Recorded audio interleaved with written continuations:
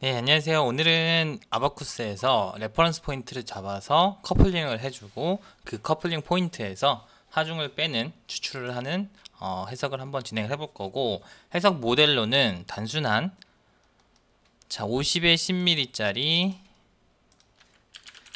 인장 시험 시편 일축 인장을 진행을 해가지고 그걸로 한번 데이터를 추출을 해보도록 하겠습니다. 자, 가장 쉬운 모델링을 먼저 해주고요. 50에 가로 50에 가로 10에 세로 50짜리, 그리고 머티리얼 프로퍼티는 덴시티는 메가파스칼 밀리미터 단위니까 이렇게 써주고, 일라스틱 모듈러스는 플라스틱 포화중 레이시오, 그 다음에 플라스틱 파트는 엑셀 파일에 있는 요 값을 사용을 해보도록 합시다.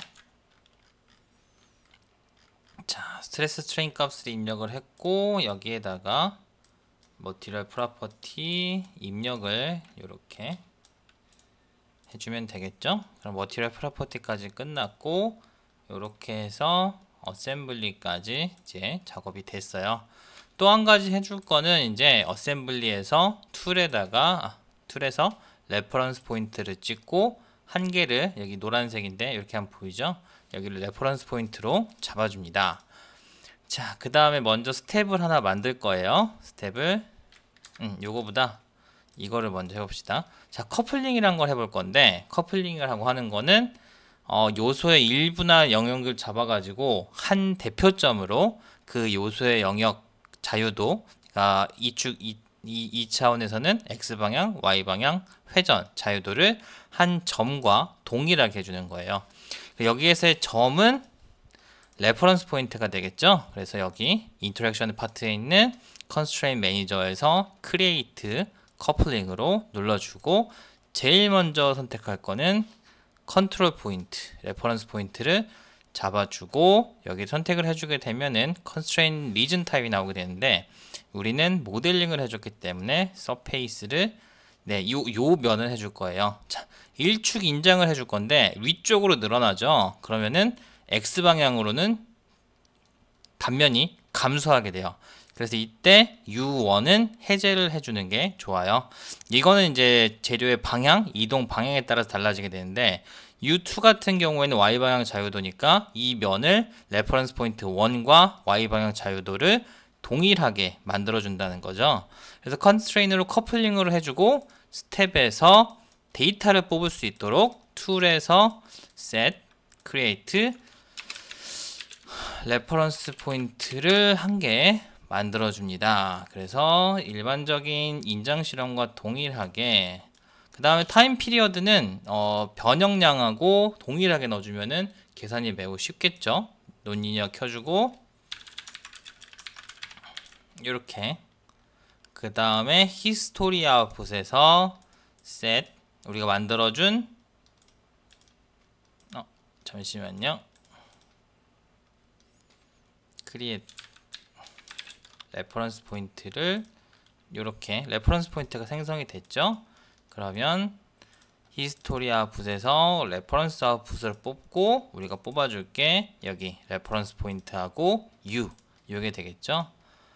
이렇게 했으면 됐고, 그 다음에 이제 경계 조건을 줍니다.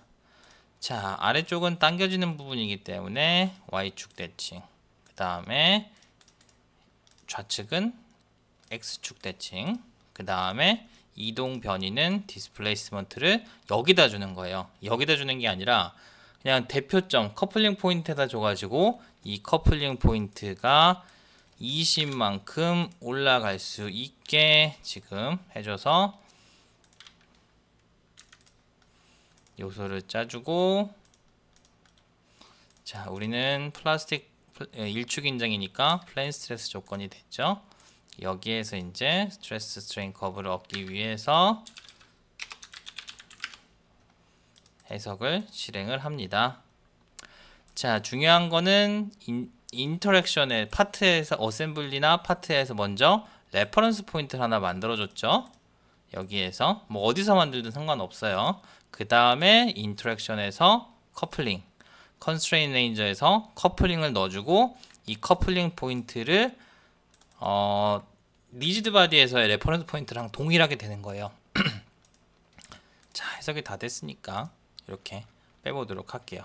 자, 그럼 이제 해석이 다 끝난 것을 보실 수가 있어요. PEQ 값도 찍혔고, 그 다음에 제일 먼저 볼 수 있는 게 레퍼런스 포인트에서 하중값 이렇게 나왔죠.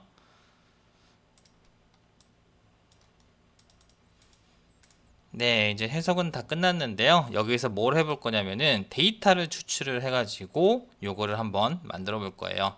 자, U2를 보시면은 우리가 시간과 변이를 동일하게 줬기 때문에 시간값과 디스플레이스먼트 값이 동일해요.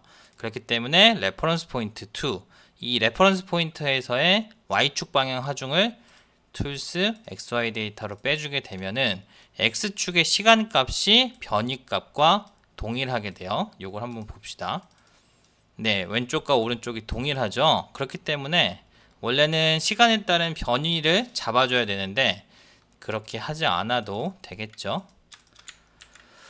네, 그럼 이제 시간에 따른 X축 그래프 받았으니까 요거를 스트레스 스트레인 커브로 다시 변환을 해볼게요. 자, 게이지 랭스는 50이었고 단면적은 폭이 10이었으니까 그냥 면적으로 나눠주면은 메가파스칼 단위로 나오게 되죠.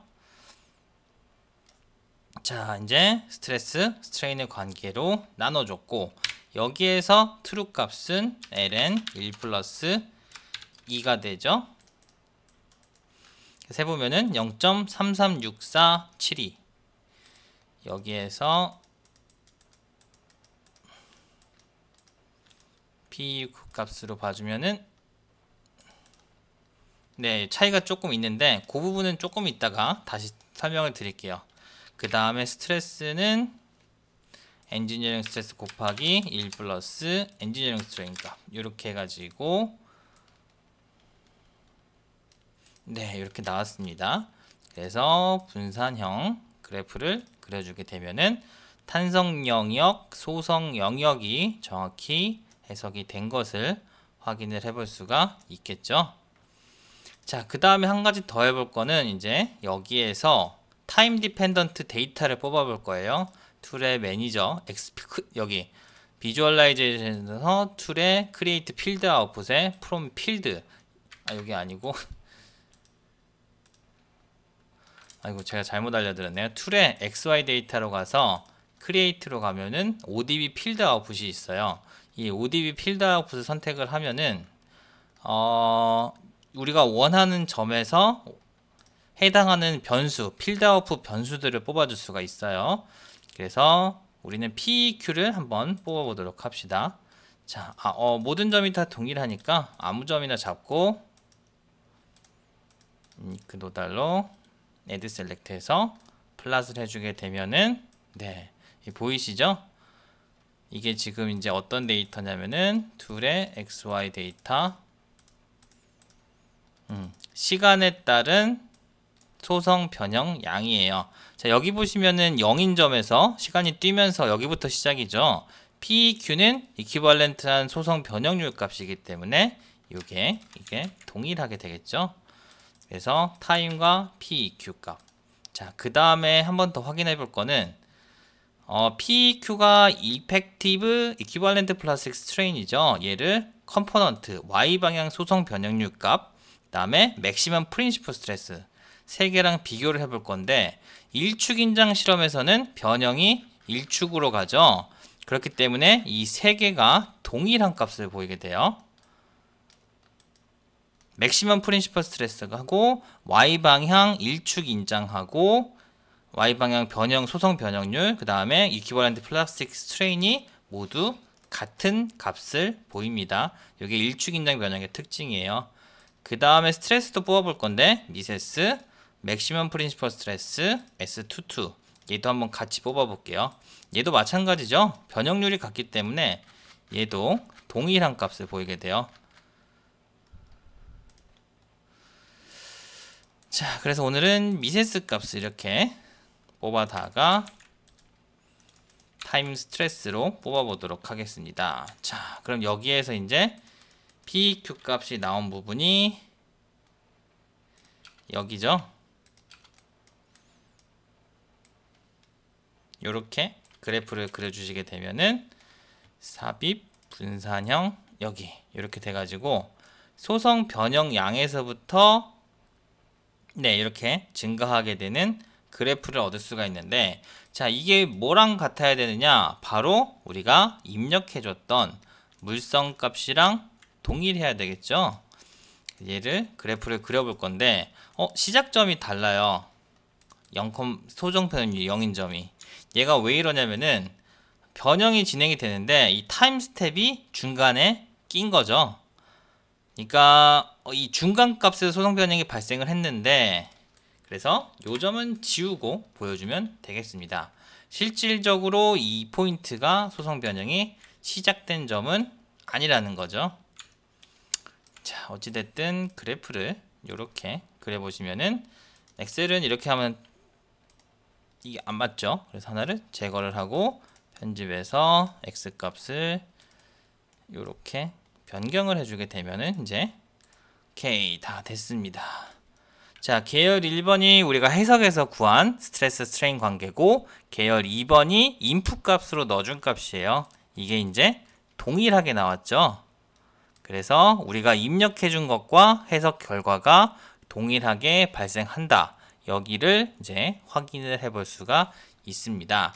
자, 이걸 가지고도 사실은 뭘 해봐야 되냐면은, 자, 우리가 맨 처음에 물성치 입력하는 데서 어디서 나오냐면은 로드 디스플레이스먼트 커브죠. 사실 이렇게 보면 되는데 여기에서 봅시다.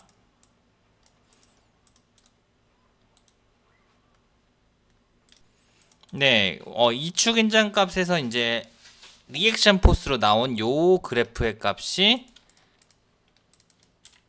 바로 우리가 어디서 얻는 데이터느냐, 바로 우리가 요 값이 일축 인장 실험, 그러니까 변이 하중 UTM에서 나온 변이 하중 데이터가 바로 이 커브가 되죠.